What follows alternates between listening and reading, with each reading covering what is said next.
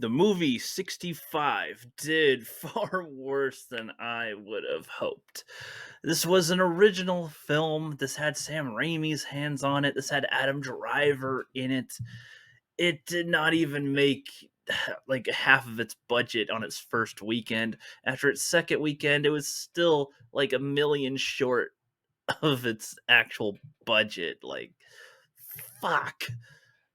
This movie's not great. I'll just come right out and say that it's not that great. But like, be considering what it is, it's okay. Like, I would put this as probably a 5 or 4 out of 10, I guess, which to a lot of people is like a oh, stay away from that movie kind of rating. But for me, it's more, it accomplishes some things that I think a lot of movies today would drive you crazy, and this doesn't necessarily cross over that line. I see it as like a Last of Us Junior, in that you have a main character, a surrogate father. His daughter ends up dying. That happens in the beginning. You realize that here, and he crashes onto this planet a long time ago. This whole movie takes place 65 million years ago, where there's human like people essentially back then on different planets that can travel in space. He's basically a space truck driver or bus driver, taking people from planet to planet with them frozen in carbonite as he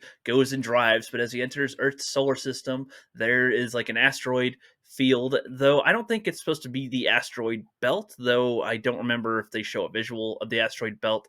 I assumed it was like there was a recent asteroid collision that caused this field to be in his way, otherwise he would have avoided it, but it happened quickly, so he didn't see this coming, and having to avoid all these asteroids, ends up crashing on the planet filled with dinosaurs, Earth, 65 million years ago, planet filled with dinosaurs, and there's pretty much no survivors. They're all pretty much dead except for one pod. I'm going to cut in right here wherever I am already talking and just cut in right here. And that I think I want to establish some of the things that I think the film does well, because I can go over, there are a lot of things that the film could do better. So, one of the things I think that they do well is that they actually don't show us the human civilization a long time ago. I think that it's okay that they're not focusing on that. However, I do again think that it would have helped the interest if they showed it, but for me that doesn't bother me. We're getting right into the action, we're getting into it, that's fine. I do like how when he crashes, he's pretty much the only one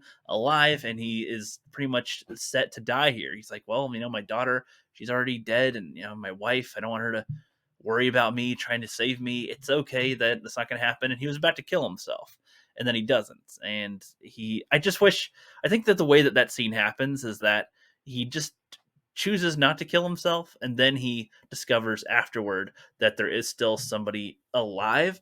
I would have preferred it though to make this a little bit, to make this moment better, is that if he's on his ship and the ship's power is flickering as he's trying to figure out who's alive, and he's like, it's not working, it's not showing me every person on the ship yet. And then he's, assessing a situation, thinking about his message that he's going to send out, and then says, never mind. And then he's about to, shoot himself. I'd have it be in the ship instead of outside. And then like I don't know, some of the ship flickers again with its power and shows, no, no, no, somebody is alive. That could be a little bit contrived, but it's better than him just randomly not killing himself and then discovering afterward anyway that, oh, well, there is somebody else alive. That's something that I think could have improved it a little bit, so that it's like, okay, I'm about to off myself. Oh, it turns out there is a survivor. Oh, wait, hold on, what? I shouldn't do that. Okay, that at least be a little bit of an improvement in my opinion. And then the next part, the language barrier, even though I think that it could be done better, I can go into that in a second, but the fact that there is a language barrier, I think, is just fine. It comes up with that, it creates ways for them to interact with each other that I think can be just understood well enough, even if you don't speak the same language. Like the moment, like there's a moment where he gets a huge bug on his neck, and he gets all these guts and goo on his hands, and it's very sticky and it's not coming off. It's kind of a dumb scene, but he ends up like, without saying a word, he just kind of like looks, and he like starts chasing her with his hands, like, well, I'm gonna get you. She's kind of laughing at him, and then he's like, I'm gonna get you, and it's like a very good little father daughter kind of moment right there, like a good one. And there's another scene that's kind of like that when they're by a waterfall getting some water. There's some pointless stuff that happens there, like she's trying to eat some berries and they're poisonous. He says they're poisonous, and so don't eat them. and that never comes back into play again, which is kind of dumb. I wish that it kind of did come back into play because you set it up for that to kind of happen in some kind of way, some kind of payoff. But no, nothing happens with that. But she's like playing with flowers or something. I forget what happens, but she finds a little pink flower and she's like trying to put it in his head. He's like, no, no, no. And then it just cuts to him walking and he's got the little pink flower in his head. And that's a cute little thing that I'm sure that, fathers or parents would find as adorable with this kind of thing. So that's something they do some of those moments pretty well, but there's not enough of them. And some of them don't really have that much importance on the characters being fleshed out as much. That's like a very surface level mini thing that should be part of a larger fleshing out of the characters. But I want to go on to another positive before I keep on just harping on some of the stuff that it does wrong. So one of the positives is when it's nighttime and they're trying to, go to sleep, trying to stay away from the other dinosaurs and stuff. They pick a spot that I think is a reasonable location for them to be, and he ends up waking up, and there was this little bug thing that's like in her mouth that's like sort of probably blocking her way to breathe a little bit, but she's still unconscious. It's a weird little design.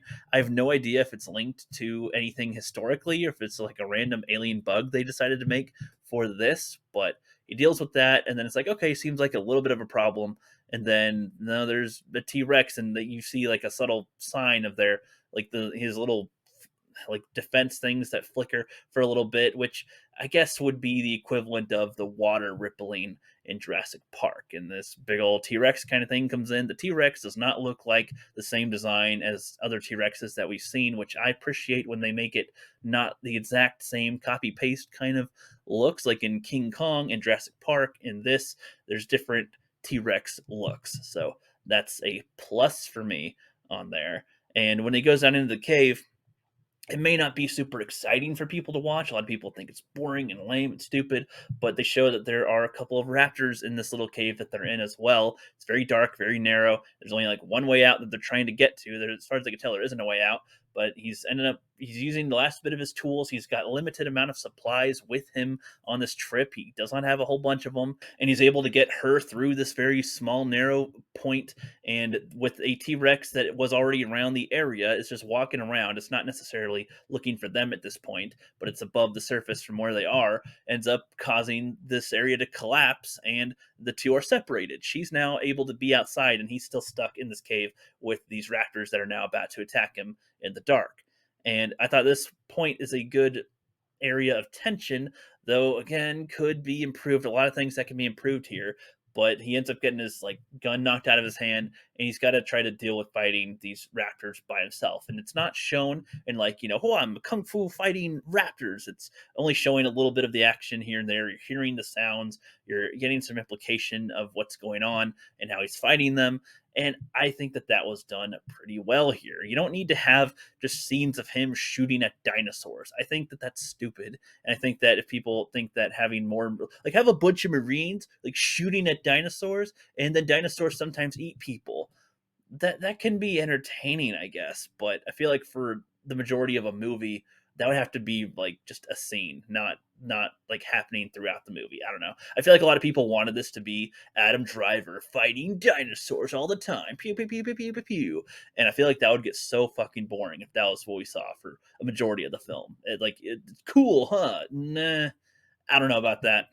Yes, don't think so. I thought that this choice to have it in this kind of confined area was a good one. Now, unfortunately, that's probably the last of my compliments that I have for the film. There's a lot of things I could critique about the film, but so many people already shit on the film already, so I don't know what good it'll do to have me do the same thing. I might do another video on this in the future once I see the film again. I could do a more proper review of the movie, but just my thoughts on it, or that my thoughts on it is that it unfortunately did way less than what it could have. I was glad that it was an original film that wasn't a sequel, wasn't part of a franchise, wasn't an adaptation. It was an original idea, and I just would have liked it for to at least make back its budget in the first weekend and then see how it does. And I'm okay even if it did great. Even if it did great, I don't think this needed a sequel. This probably won't get one. Now, it most definitely won't get one now. But even if it did well, I don't think that it would have needed a sequel. I'm okay with there being movies that are just a movie and that's it, and they're not going to be a huge freaking franchise. but I assume that they wanted it to be one because Adam Driver's in this. So who knows? Who knows what they'll do? But that's my thoughts on 65. Let me know what you think about the movie in the comments below, and have a great rest of your day.